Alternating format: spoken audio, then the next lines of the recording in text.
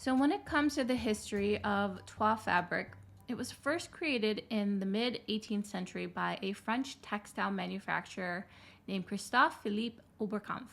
Oberkampf was inspired by the Chinese and Indian fabrics that were popular at the time and wanted to create a French version of these textiles. In 1759, the same year that cotton prohibition had ended, he transferred his business to Jouy in Josas in order to be closer to Versailles and the Seine River. The printing process for Toile Du Jouy requires a very large amount of clean water, so it makes sense to see that he made this move. The word toile means cloth in French. Toile de Jouy therefore refers to cloth, typically cotton, from the commune of Jouy in Josas, in the southwestern suburbs of Paris, just 4 miles away from Versailles. And today, Toile de Jouy has become a generic term meaning all single color printed fabrics, regardless of the design's origin, that matches the essence and style of the original Toile de Jouy. So during the 19th century, Toile de Jouy became associated with the French Empire style, which was characterized by its grandeur, opulence, and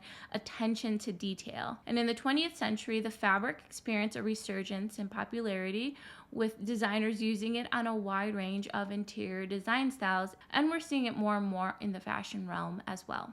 People remember Toile de Jouy's narrative French country patterns today because basically it kind of taught us about this idea of mythology and literature in fabric form, and it recorded major moments in history as well. So when we're looking at the elements of the toile design, Oberkampf was hugely influenced by Rococo art. This is a great example of how we see art influencing things like fashion and fabrics and textiles and interiors. Today, people flock to Toile de Jouy for its storytelling abilities, and creatives are increasingly inspired to put their own spin on it with their own locales close to their hearts and other different visual landscapes that they feel inspired by. So along with that whole idyllic, romantic landscape scene vibe that we see in the more traditional toile patterns were also used to tell a story. Some reference tales of European mythology, and others mirrored major events of the time. The Toile de Jouy style uses decorative illustrations to depict specific themes. So some of these themes could include places, events, mythology, family, or even culture. And the story of the theme is often told through illustrated scenes. You'll see often multiple scenes repeated throughout the fabric.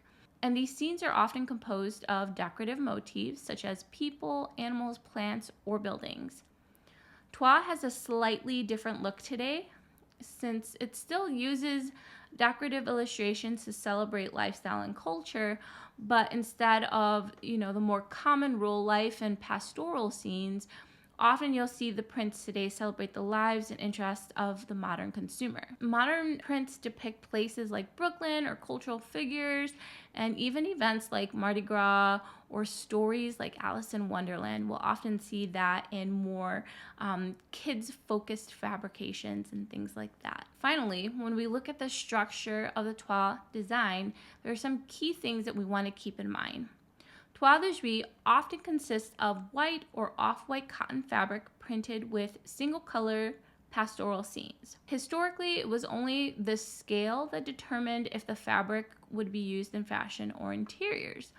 Obviously, larger scale would be used for interiors, while smaller scale motifs were intended for clothing. In the past, it was common for designers to use wood blocks, and the printing process was highly labor-intensive, making toile a luxury item that only the aristocrats could afford. Each color of dye required a separate bath, and as many as 20 colors could feature in one pattern if needed.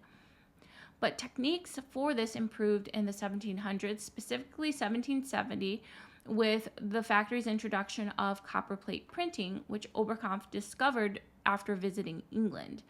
This allowed for a single color toile print, such as the iconic pastoral scenes that we associate with the modern day Toile de Jouy. So most of today's designs still use a limited color palette of usually 2 or 3 colors. However, prints are no longer confined to just a white background, and color combinations are endless thanks to things like digital printing.